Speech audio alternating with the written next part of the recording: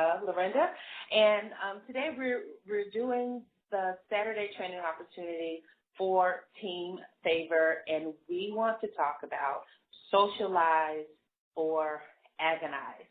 This is the third in a series of agonizing calls that you can get to when we in our group or on our webpage, and you can just contact us to get those accesses. It is a group on Facebook called Team Favor. Okay, we've heard that our network is our net worth, but what does that really mean? Okay, an illustration of that is the network marketing industry itself. Network marketing is it's a way of distributing products and services by capitalizing on the people that we know, the people that we meet, or the people that we associate with. Now, network marketing as a distribution method of products and services as opposed to other kinds of distribution methods. Some companies that sell products distribute them in stores. Some of them do it in storefronts or malls or many different ways to distribute products. Some companies are only internet-only kinds of distribution channels. But network marketing is a channel that uses people and the people who know other people, and it just spreads like the branches on a tree. So in network marketing, socializing or networking is very important. In businesses, network marketing events where you go and you sit around and you talk, and what's supposed to happen is you're supposed to be there building relationships and building rapport, as Renee alluded to, because network marketing is a relationship business. Most people want to know that you care about them before they care about what you want to sell to them. So we do people with who we know, like, and trust. Nobody likes to be sold. Nobody likes to be manipulated. We have to treat people the way that we want to be treated. And socializing is a great way to build friendships.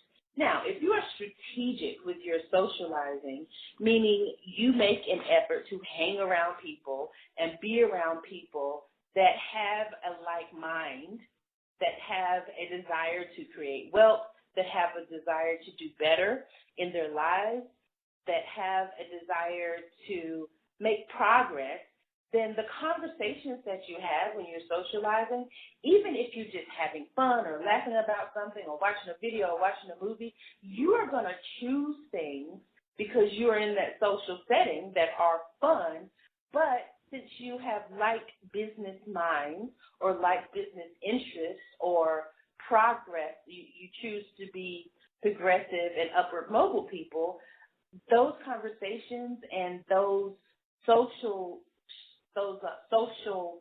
interactions are going to be relevant to you.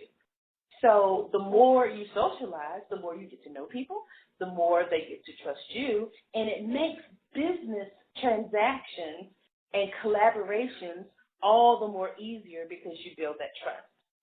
There is Amazon.com, you all probably know, started making deliveries on Sunday.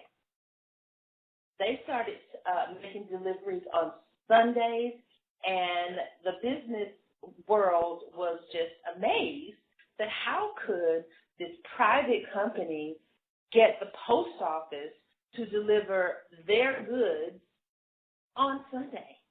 It's like government and private business working together, but there was the rumor was that Jeff Bezos and somebody were socializing, having some drinks, talking about some stuff, sitting on the back of a car, having a good time, and they got this idea, hey, wouldn't it be really cool if we could just get the post office to deliver our stuff? We would have to build this whole infrastructure and do a lot of things to get that done, but if they could just do it for us, what would give them the incentive to do that?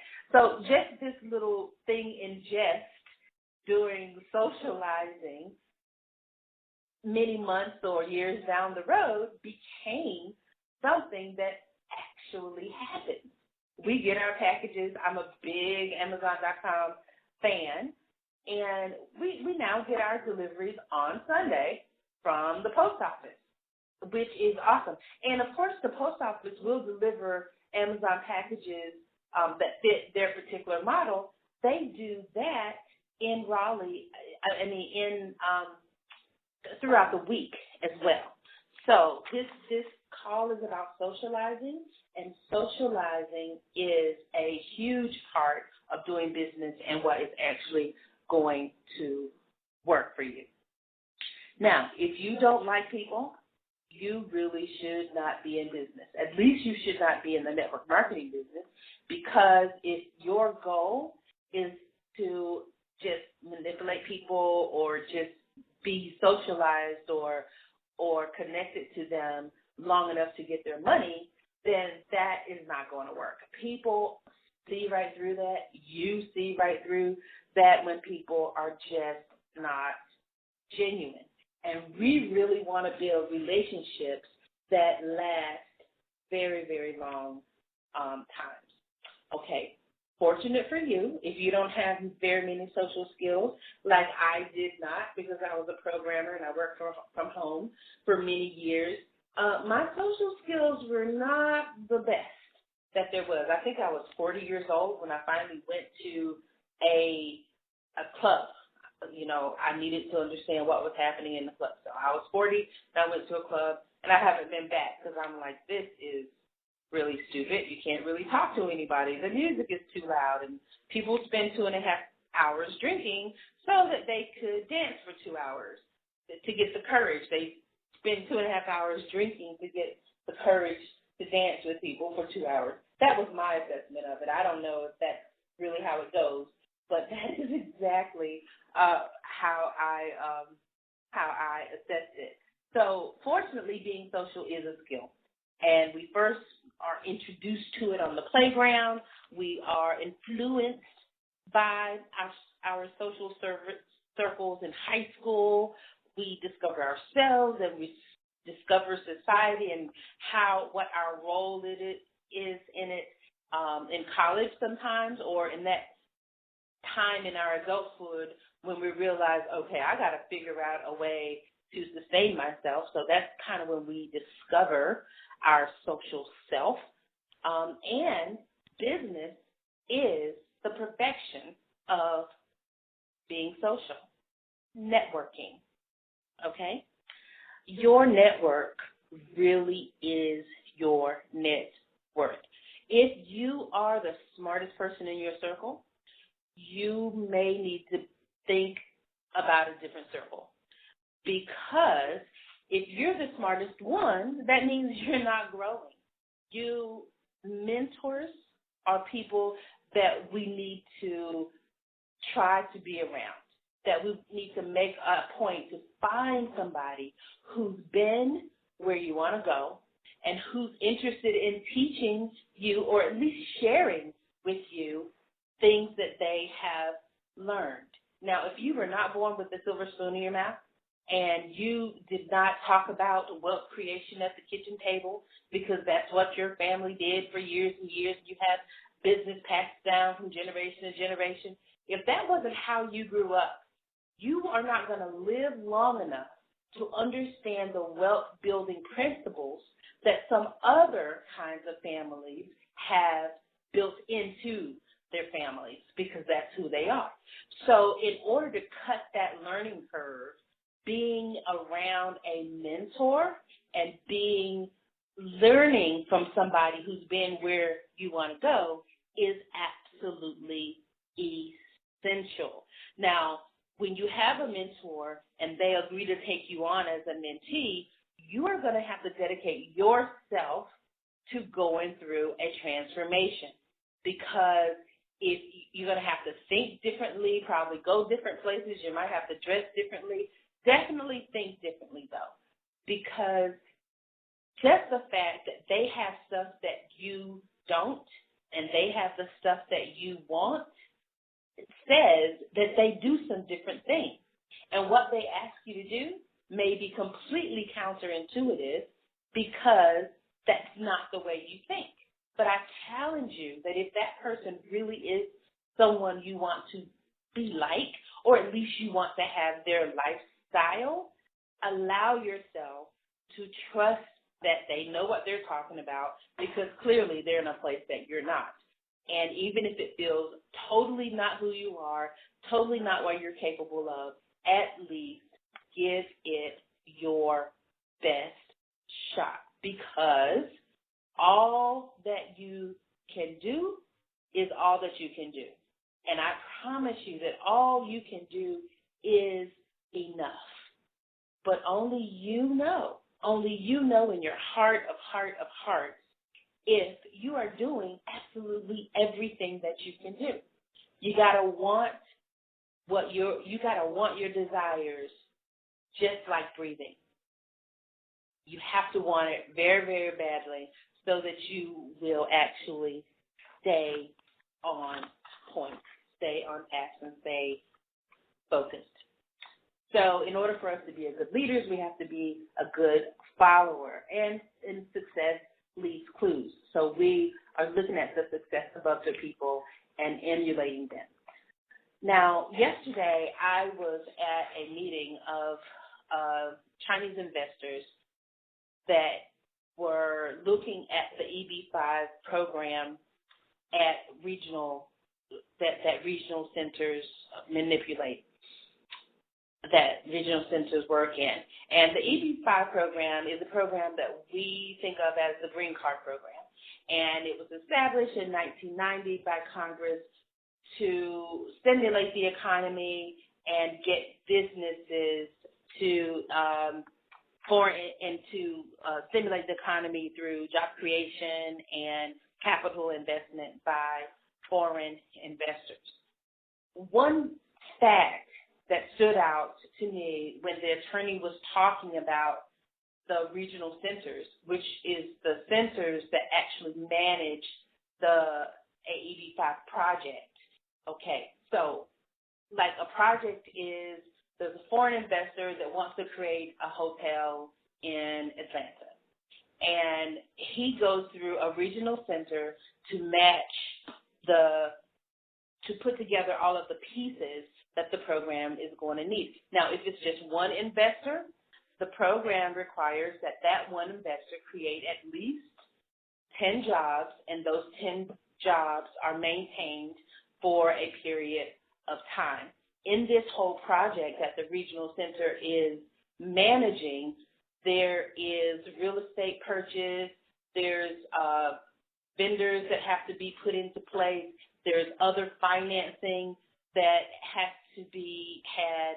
It is a huge endeavor. Some of those programs take, 9 months, a year, or even longer. But the whole point is to stimulate the U.S. economy with foreign investments.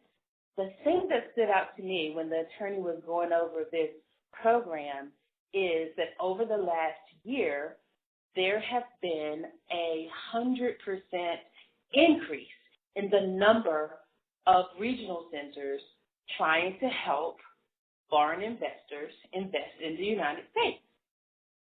And most of them fail. Most of the centers fail. Either they get into SEC trouble where they're doing insider trading, or they fail because of inactivity, or they fail because they don't have any more clients because they had a bad project and the word kind of gets out that this is not a good regional center. So every regional center is not created alike. Every regional center does not do well in every industry. The centers have specialties. Some specialize in manufacturing. Some specialize in manufacturing in a particular industry. Some specialize in other facets of the marketplace. So all of them are not created equal, but it was fascinating to me that the number of regional centers have increased 100%. So there are like 800 of them right now, and 400 of them happened in the last year. So my question to the attorney was, why so many in so short a period of time? And his answer was, well, the word has gotten out that there's a lot of money in matching investors to investments in the United States.